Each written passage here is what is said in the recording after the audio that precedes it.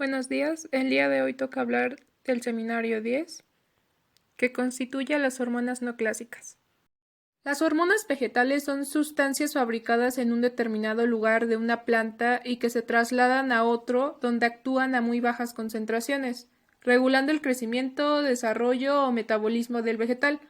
Los cambios en la concentración de la hormona y la sensibilidad de los tejidos provocan una amplia gama de efectos en las plantas, muchos de los cuales involucran interacciones en el ambiente como un tipo de adaptación, considerando que las plantas son organismos inmóviles. Para diferenciarlos de las hormonas vegetales de origen natural, los compuestos que producen efectos fisiológicos pero que son de origen sintético se denominan reguladores del crecimiento vegetal.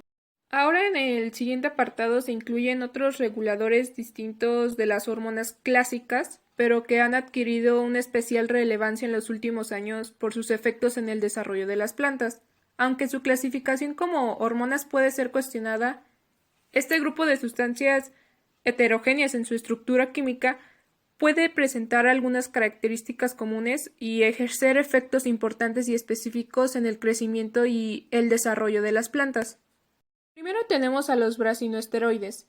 Las moléculas cuentan con 4 anillos, A, B, C y D, y una cadena lateral.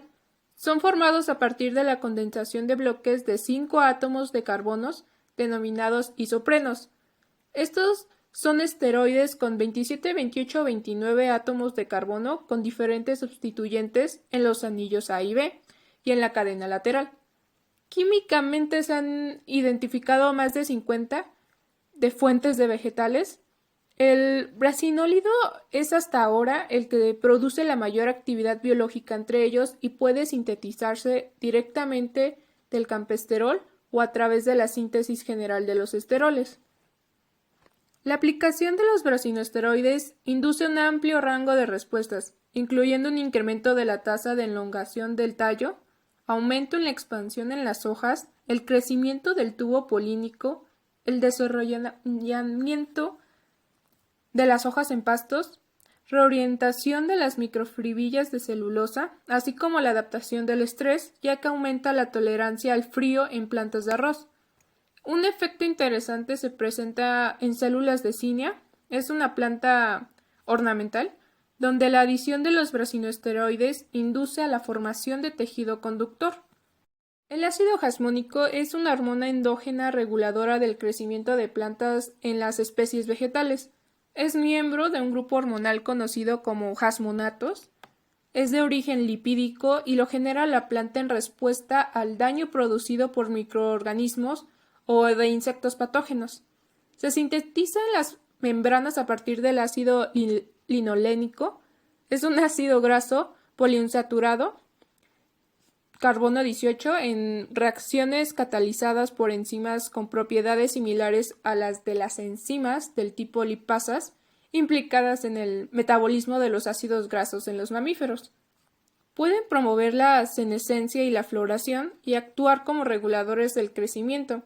Se ha demostrado que las lesiones, el déficit hídrico y los inductores obtenidos de la pared celular de los hongos pueden originar la acumulación del ácido jasmónico en las plantas, lo que indica que el jasmonato tiene además un papel de defensa en las plantas.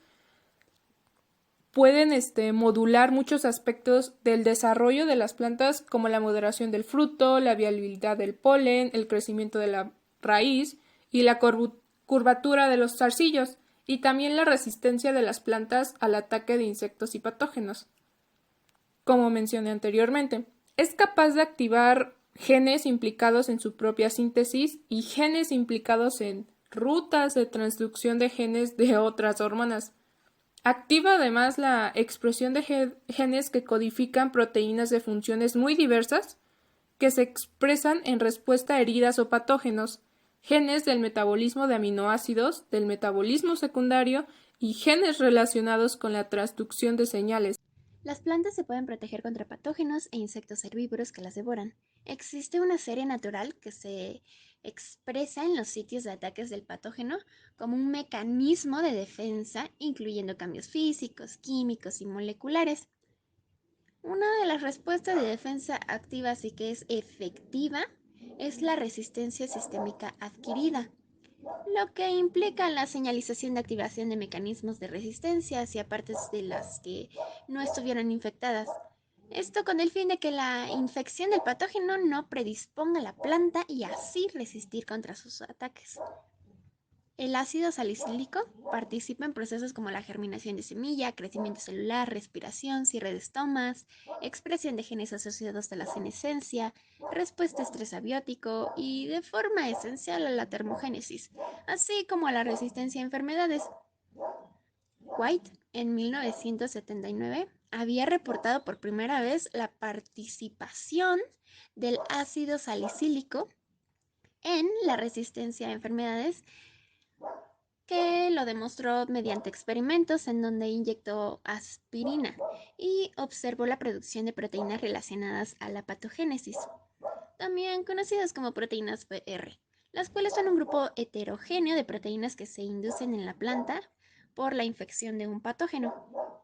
De manera paralela a la producción de estas proteínas, había observado que había aumentado la resistencia contra la infección por el virus de mosaico del tabaco. Esta se había manifestado por una reducción del 90% en el número de lesiones en el tejido analizado. Además de que en las plantas de tabaco que eran resistentes, pero de las cuales no eran susceptibles, la concentración de este ácido endógeno había aumentado alrededor de 40 veces en hojas inoculadas por el virus y aproximadamente unas 10 veces en hojas que no fueron inoculadas de la misma planta. O sea, una menor concentración, pero ahí estaba presente. En la actualidad se ha reportado que en muchas plantas el tratamiento con este ácido o compuestos afines ha inducido la expresión de genes PR y o de resistencia contra virus, bacterias y... Las poliaminas son moléculas policatiónicas constituidas por varios grupos amino a lo largo de la cadena, presentes en la mayoría de los seres vivos. Se ha sugerido que podrían actuar como segundos mensajeros, posiblemente transmitiendo la señal de otras hormonas, pero existen datos concluyentes de esta acción. Sus efectos, sin embargo, afectan a numerosos aspectos del crecimiento, el desarrollo, la senescencia y las situaciones de estrés. Las principales poliaminas libres en las plantas superiores son la diamina putrescina, la triamina espermidina y la tetramina espermina. Como están implicadas en numerosos procesos de diferenciación celular, se ha sugerido que pueden ser marcadores bioquímicos esenciales en la morfogénesis. Se ha demostrado que la espermidina tiene una acción importante en la formación de flores y que es crucial en determinadas etapas del desarrollo. Por otro lado, la putrescina es un buen marcador de la formación de raíces, pero se ha demostrado que niveles elevados de esta poliamina pueden ser letales en las células vegetales. En general, se admite que las poliaminas no parecen estar implicadas en la iniciación morfogenética, sino que actuarían en etapas más avanzadas de división y de diferenciación celulares rápidas. En otros procesos del desarrollo, como el crecimiento del fruto o la elongación del tallo, también se ha probado el papel estimulador de las poliaminas. Las poliaminas parecen inhibir o retrasar la mayor parte de los procesos metabólicos asociados a la senescencia de los tejidos, la degradación de clorofila, de ácidos nucleicos y fotosíntesis, en un gran número de especies. Durante la senescencia de las hojas se han encontrado correlaciones que sugieren que las poliaminas están implicadas en la regulación de este proceso. En frutos de numerosas especies de comportamiento tanto climatérico como no climatérico, se han obtenido pruebas de que las poliaminas retrasan la maduración. Los diferentes tipos de estrés ambiental, deficiencia nutricional, bajas y altas temperaturas, salinidad, luz ultravioleta, inducen un incremento del contenido de estas poliaminas. Las estrigolactonas tienen una estructura de lactonas terpenoides y son derivadas de carotenoides. Tienen la capacidad de incrementar el desarrollo de raíces primarias y adventicias, pero puede tener cierto tipo de funciones inhibidoras como las de reprimir la formación de raíces laterales. Estas sustancias son primordiales en las respuestas adaptativas cuando se presenta deficiencia de fósforo y de nitrógeno en el medio, por lo que suelen mejorar en gran medida el desarrollo de raíces. pueden promover la simbiosis de micorrizas arbusculares. Debido a la inducción a la ramificación IFAL mediante el ajuste de las estructuras de las yemas para mejorar el desarrollo del sistema radicular. Estas fitohormonas se caracterizan por su gran potencial enraizante cuando están con las auxinas, lo que hacen el aumento del desarrollo de cabellos radiculares, de ramificaciones y del número de raíces advent. La cisteína le sirve a la planta para defenderse del ataque por insectos y de daño mecánico, lo que inducen a la expresión y la acumulación de inhibidores de proteasas. Esta inducción es mediada por un factor que se transporta vía floema, lo que causa una resistencia frente a larvas. Por ejemplo, en la imagen se puede observar un experimento que se realizó en plantas transgénicas del tabaco, y estas a su vez cuando fueron expuestas a larvas que se alimentaron durante 10 días de plantas que se sobreexpresaron este gen que había codificado para un precursor de cistemina, como se puede ver en el tratamiento T, su crecimiento va a ser menor que en las plantas silvestres, como se pueden observar en las larvas de la W.